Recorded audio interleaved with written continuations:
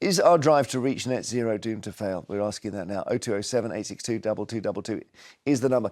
And we're asking this because Tony Blair has written the introduction to a paper on climate change and basically says the government's eco targets are irrational and we need a complete reset of our thinking and policies on the issue. And let's just have a moment to talk about what we mean by net zero aims as they affect us. OK, so the kind of thing that it's if you talk about something big like carbon capture, that doesn't hit you and me necessarily. But have a look here. This is the classic cars, petrol and diesel, ending the sale of new, fully petrol and diesel cars by 2030. You've also got, particularly in Wales, farmers being told, look, you need to have wild spaces. You need a meadow instead of a field. You need some more trees. And as they're kicking off in lots of areas about that. Then we've got these home boilers trying to replace 600,000 with electric heat pumps by 2028, 600,000 in 3 years. Wind power is big, of course, and that affects you if you're told you've got to have one near you. You might get cheaper fuel. You might not like the view. And then also we're supposed to eat less red meat. This has gone on and on because the more red meat we eat, the more cows have to provide it and the more fields and the more methane. And back on methane and carbon, look, air travel is a big one too. So taking less flights.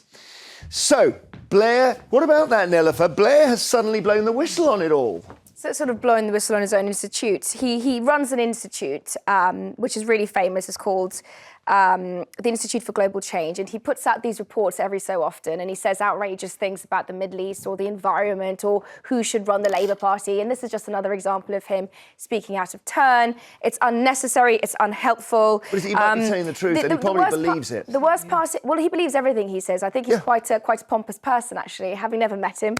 There's an accusation I'll throw. Do you not believe everything you say? Yes. Yeah, exactly. Believing everything he says is quite a good thing, yes, I thought. I don't think he's being helpful here. He's not saying anything we don't. Question for both of you. Quick pop quiz, hot shot. Incredibly helpful.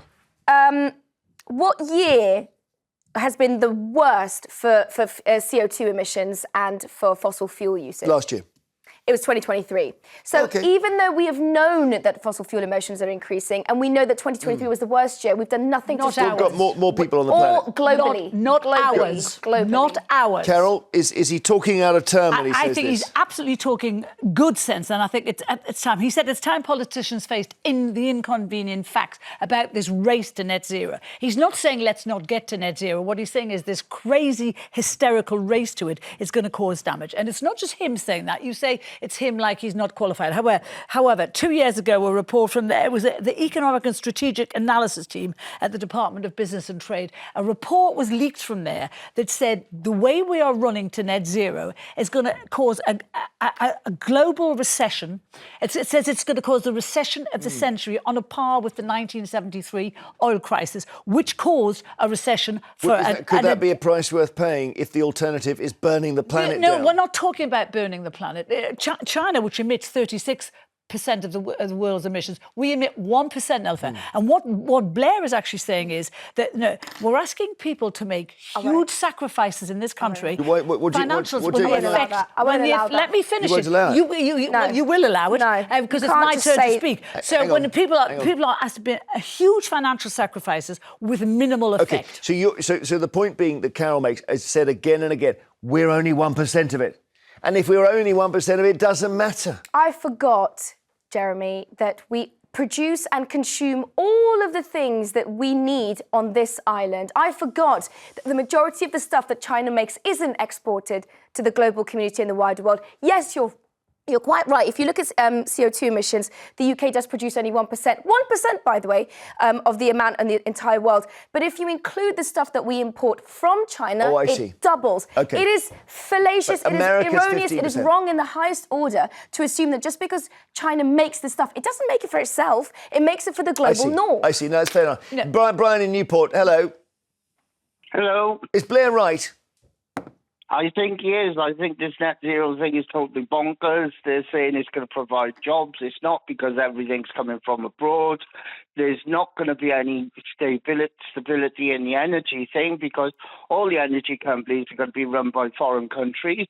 So if there's any sort of issues, they're going to take it for themselves first. And then it's Britain last, everybody else first. It's just ridiculous. Nelufar? We have had our fair share for about 150, 160 years of polluting this planet, and we've done it with absolutely no recourse, right? So let's take the nation of Tanzania, for example. Population of 66 million. The UK is about 69 million at the moment. The amount of CO2 we produce is orders of magnitude more than a place like Tanzania. And we know for a fact that places like Africa will suffer the ramifications of the climate crisis far worse than we will in the global north. So the point is, we've done this for longer than they have, and we share a bigger portion of the blame. Okay, Carole wants to come in. So Miliband is now facing questions about this net zero, because Spain and Portugal have had power cuts, and they're blaming it on the reliance on solar energy and renewables. So what you're talking about that we should have here, and also analysts here are saying that we will have power cuts within months unless we stop this crazy race. Yes, we want to get to net zero. China have said that they want to get to net zero by 2060, but they will not endanger the economy to do that. And that's what, I've just said to you before, the threat of a global recession if we carry on in this rate, and especially here, that will last a decade. Is that what you really want? I'm going to say the Independent Climate Change Committee, who we should mention are another voice in this, say we're failing to prepare for the possible floods, heat waves and drought that climate change could cause, and we've got to spend more. So Blair on one side, they're on the other. You probably agree with them. Target, if we do absolutely nothing except achieve net zero by the end of 2025, the level of chaos that the climate crisis is going to kind of raw on people's lives is going to still happen. We're in 2025. You mean 2030, don't you? No, if by the end of this year, to be clear, if we achieve net zero, if we manage it by some ridiculous, miraculous event, it's still not enough, because the planet is warming at 2050 is Do you not understand that we cannot have an electrical grid that is totally reliant on wind and solar energy, because it's not working, because the infrastructure is not in place? So the country will close down, Nelufar. Frank, we do not yet generate all of our energy from renewables. If we are going to have power cuts, it's going to be because the system isn't working with fossil fuels. Yeah, that's why. If we discover, and I don't know whether this could even be true, but if we were to discover that the Spain and Portugal power cut yesterday was caused by green policies, would you finally admit you're wrong? Absolutely not. Because we got it wrong the first time doesn't mean we give up. We do not give up. But no one's talking about giving up. We're talking about not doing all this by 2030, by giving us some more time. Aren't we better off by candlelight than in a planet that's reduced to ashes? Jeremy, the planet is not going to be reduced to ashes by 2030. We can take it a bit slower. And what Blair is actually saying, irreversibly changed. And what Blair is actually saying now is, because of people like Miliband and zealots like him, people who will not listen to any kind of reason, the people in this country now they're not interested in climate change at all. They're moving away from it. Before, where they were enthusiastic about trying to help, they're not now, because they see how expensive it's going to be for them, how it's going to completely change their lives. We're not ready for it. We're not ready, and we never will be until we actually make will be. You've got to sell it, mate. You've got to sell it. And the problem with selling it, I suppose, is we now have an American president who has completely gone, he's gone, drill, baby, drill. He's going to ban paper straws, the whole thing, right? So if they're 15% of the pollution and they're not bothering... America are not the leaders of the world on this. We as Europeans have to come together. We have to figure out... Listen, so tell me why Europe is not banning electric cars till 2035. We do not need to reinvent the wheel. We do not need to reinvent the wheel. We know what the solutions are. Okay. We just have to stand Let's take a break. We'll take more of your calls after the break. Is it your calls on net zero and whether the government's drive to achieve it is doomed to fail? 0207 862 2222. That's what Tony Blair is saying. He says the public are just not really into it, and Carole agrees with this. Yeah, he's put. People are being put off by it because it's not only because it's expensive. It's because we're being preached at by zealots like Miliband, who he's one of the hysterical voices that I'm sure Tony Blair is talking about. Graham's in Glasgow. Hi, Graham. Good morning. Well, you sound a bit exhausted by the whole thing, I must say. Yeah, it's like children taking tantrums in a supermarket to get sweeties. Blair's correct, and the fact we haven't got the money to reach net zero, and we haven't got the infrastructure to reach net zero. Carole's correct. Well, don't we? Sorry to ask a question. This is like saying we haven't got the money to leave our house when it catches fire. No. We just need to get out the window, Graham. We're on the wrong track here. No, there's lots we can do, but we can take our time in doing it and do it correctly. Take our time. Look, can you hear that noise? That's Nelufar banging her pen on the table. I didn't can't mean it. take your time. Graham, I didn't. No, Graham, I Massive. didn't mean it at you. I was just vociferously writing notes to rebut you. That's all. I wasn't. Well, Graham's how quite long? right. How much? Go All on. the reports say that if we pursue it at this speed, we'll take 10% of our GDP by 2030. That is going to cause a massive recession, and we cannot afford that. The country, the world still has to operate while we are cutting down. I understand this, and I understand the fear. I understand that it might cause economic disruption. However, one of the things we can't do is leave this for later generations, because the longer we leave this, the harder it gets. Net zero, I want to make this incredibly clear. Net zero is the least we can do, not the most. Okay. Derek in Northamptonshire, is Tony Blair right? I rather feel he is. Good morning, Jeremy. Hi. Good morning. Well, I suppose it's about whether people are into it. It's whether they think, yeah, we'll do this because it's a good thing to do. And you don't think it's been sold right? Well, I think the main thought I have is that we have a rapidly growing population.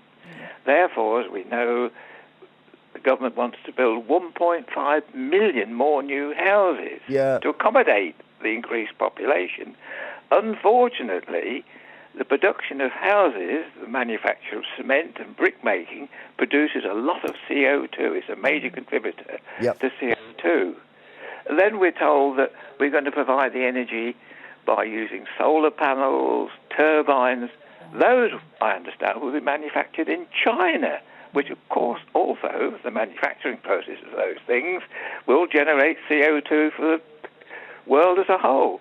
And another, perhaps rather minor thought I keep thinking is we're having a drive towards cremation of people, which generates a lot of CO2, I think. Well, Not only I from the think use they've of gas, tried but to have some. That you raise a good point. They've tried to dispose of bodies using some sort of explosion. Now, I think. But, you know, when you say, where you do not release the gas, so it's very much a contained incident. But when you say to people, stop eating meat and you can save the planet, stop going on your holidays, you can save the planet, it's tosh. It is really simplistic tosh. I agree with you. It's not going to happen. That's not what's going to save the planet. But what I get upset about this government is it's pursuing a rapid transit away from fossil fuels. It's the fastest one on earth of any country on earth. No other country is pursuing it as fast as Because we we're trying to do it better. But when we're just producing 1% of the emissions, But right, but that's not. But that's not it. Is it? I know that's one thing. Is that it's like saying, look, there's guys around, London who've done 40 burglaries. I've only done one. No, it's not like so saying that's that. fine. We are absolutely doing our bit, but what we are doing is going to make no damn difference to saving the planet Is that the thing, though? But Isn't it about? It's not. You might not agree with it. You might say, "Oh, that's not a very good attitude," but it is the fact. It's like saying the Beatles made no difference. We're not doing it to make a difference. We're doing it to show people what they need to do. Do you really think what Britain does is going to show people in a way that China doesn't and that the US doesn't? Yes. It's not. Well, Carole, it's really not. Isn't the Miliband plan that we get in so far ahead of this that we become, I think Boris Johnson called us the Saudi Arabia of wind. So we But we don't have it. That's the Well, point. leave that aside. We become the country that's doing all the green You stuff. can't leave aside the fact we don't have enough wind to power the Bob's country. in Lincolnshire. Bob, you think we don't? Well, you're in Lincolnshire. You've got loads of wind, haven't you? Yeah, good morning, Jeremy. Good morning, panel. Good morning. I totally agree with what Carole was saying there, and I will bring up some points right now. I'm 71. I've gone through the 70s, 80s, 90s. 1970, they done away with leaded petrol because they said it was bad for your health and bad for the environment. So they bought out green petrol. Now, if you look it all up, they're trying to do away with fossil fuel, green petrol. They're saying it's bad for the environment. Yep. Diesel was perfectly all right. It never affected the environment, but now diesel is bad for the environment. Now, the situation is, I live in Lincolnshire, and I've just come back from Tesco. Oh, I shouldn't say that, but I've just... Well, this thing is, you can't mention Tesco on here. You can mention it if that's where you've been. We can't expect you to say Sainsbury's or something. I mean... No, I've just been to Tesco's. Yes. I've just come past 23 wind turbines, and they're not even turning. Exactly. What? Okay. Well, is it not windy today? It's a hot day. We just haven't got the amount of wind that's required to produce it. Not only that, Jeremy, I'm a great follower of looking up into space, and I follow the ISS, the International Space Station. Yep. And I got a report back from them a while ago that Earth has gone 0.25% off of tilter, which if the sun doesn't move and stays where it is and the planet's gone off tilter, it will change the weather all the way around the world. OK, I'm worried about that immediately. Thank you, Bob. Colin? Well, no, but I mean, we do not want to get... If the Gulf Stream flips with Siberia, Colin's in Nottingham. Where are you on this, Colin? Shall we just stop bothering? Good morning, Jeremy. And can I just say peace and love to everyone? Oh, that's lovely. Thank you. It's a bit late in the day to be saying that. We've already been arguing for half an hour. I appreciate that. But anyway, go on, Colin. That's my intro. Look, I'm a child of the 60s. In the 60s, we were singing about climate change and how we need to put the brakes on, etc., etc. I then went into corporate business. So, I mean, the three-piece suit, the silk tie, the whole lot. But I still kept the same ideology. That is, I believe that every generation has the absolute imperative to leave this planet in a better state. Thank you so much. I've got it. Thank you. I'm so sorry. We can run out of time. We run out of time, Nelufar. We've got to get this ad break in.